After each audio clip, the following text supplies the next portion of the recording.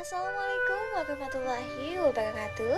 Hai teman-teman, perkenalkan nama saya Ajeng Dewi Sri Ayuningsi dengan NIM 2312371 dari Prodi Pendidikan Sejarah Fakultas Pendidikan Ilmu Pengetahuan Sosial.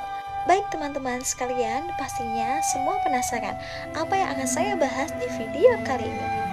Untuk di video kali ini, di sini saya akan membahas terkait bagaimana sebuah karya sastra dapat menjadi sebuah sarana yang sangat-sangat penting untuk memahami sejarah, baik itu sejarah lokal maupun sejarah lainnya, bukan sekadar sebagai cerita fiksi, ya, tetapi sebagai jendela untuk kita melihat pengalaman manusia dalam konteks sejarah yang lebih lanjut.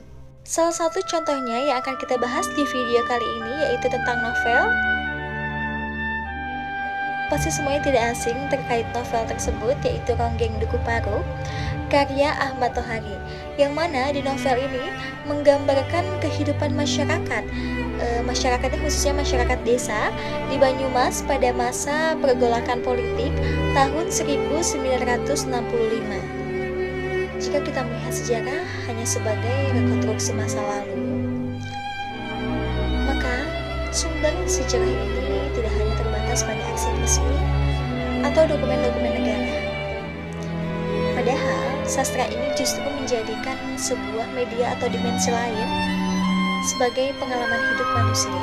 Salah satunya yaitu novel Dukuh Paruk karya Ahmad Tohari. Di dalam novel ini tidak hanya menceritakan seorang senintil yang menjadi seorang ronggeng saja, tetapi juga menggambarkan kondisi sosial masyarakat desa yang terpinggirkan, yang miskin dan terisolasi. Yang pertama, dalam novel ini kita bisa melihat terkait representasi kondisi sosial masyarakat lokal. Masyarakat Dukuh Paruk digambarkan hidup dalam lingkup kemiskinan struktural dan keterbelakangan, yang mana ini mencerminkan realitas banyak desa di Indonesia pada masa pasca kolonial yang belum tersentuh seutuhnya dalam pembangunan yang cukup merata. Yang kedua, kita bisa melihat gambaran peristiwa dan perspektif lokal. Peristiwa tahun 1965 dalam sejarah Indonesia sering dibahas dalam narasi besar politik nasional.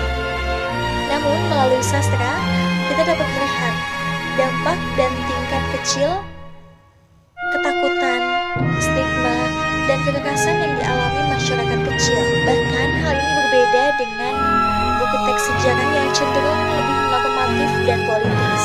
Yang ketiga yaitu kondisi sosial dan budaya.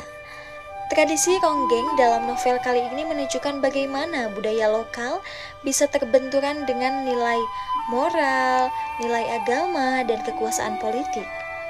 Hal ini dapat memperlihatkan bahwasannya sejarah lokal ini bukan hanya tentang peristiwa, tetapi tentang dinamika, nilai, dan identitas masyarakat. Selain novel Ronggeng Dukuh Paruk, teman-teman juga bisa membandingkan dengan novel ini.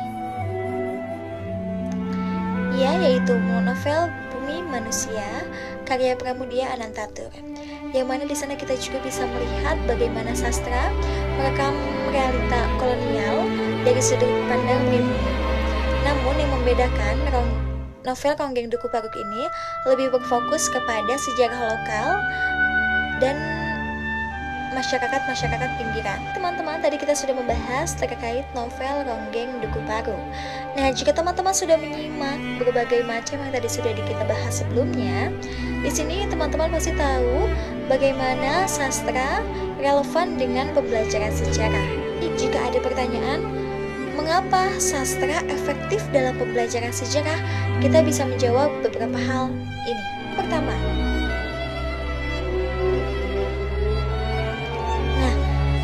sastra ini menunjukkan siswa untuk sama-sama merasakan tentang sejarah.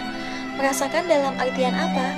Mereka ini tidak hanya mengetahui terkait sebuah fakta, teori saja, tetapi juga mereka memahami emosionalnya, penderitaannya, dan dilemanya di masa lalu. Yang kedua yaitu, hal tersebut ini bisa dilihat dari sastra dapat digunakan sebagai sebuah sumber alternatif yang perlu dianalisis oleh kita secara seksama. Dalam artian, kita semua bisa mempertanyakan beberapa hal dan membandingkan, seperti apakah ada bias dalam penulisan, terus apakah ada konteks yang belum terverifikasi atau konteks yang keluar dari fakta sejarah, dan lain sebagainya. Hal ini melatih kekritisan mahasiswa dalam membandingkan sebuah sumber sejarah. Yang ketiga dan yang terakhir ialah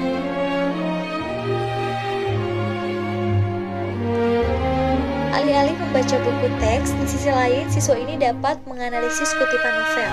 Terus juga siswa dapat membandingkan dengan dokumen sejarah yang lain. Dan yang ketiga dapat mendiskusikan pengalaman masyarakat lokalnya atau mendiskusikan dengan teman-temannya. Dengan demikian, sastra ini menjadi relevan dalam pembelajaran sejarah, yang mana membuat pembelajaran sejarah lebih menarik, lebih relevan, dan lebih kontekstual. Sebagai penutup, karya sastra merupakan sarana yang cukup efektif untuk memahami sejarah lokal karena mampu menghadirkan pengalaman manusia, dinamika sosial, dan realitas budaya yang sering tidak tercatat dalam sumber sejarah yang formal. Melalui sastra ini, pembelajaran sejarah tidak hanya proses penghafal saja, tetapi juga memahami makna kemanusiaan di balik peristiwa sejarah. Baik teman-teman, karena sudah tuntas yang kita bahas tadi, kurang lebihnya mohon maaf. Mungkin segitu saja untuk video kali ini. Wabillahi taufiq wal hidayah. Wassalamualaikum warahmatullahi wabarakatuh. Jangan lupa belajar sejarah.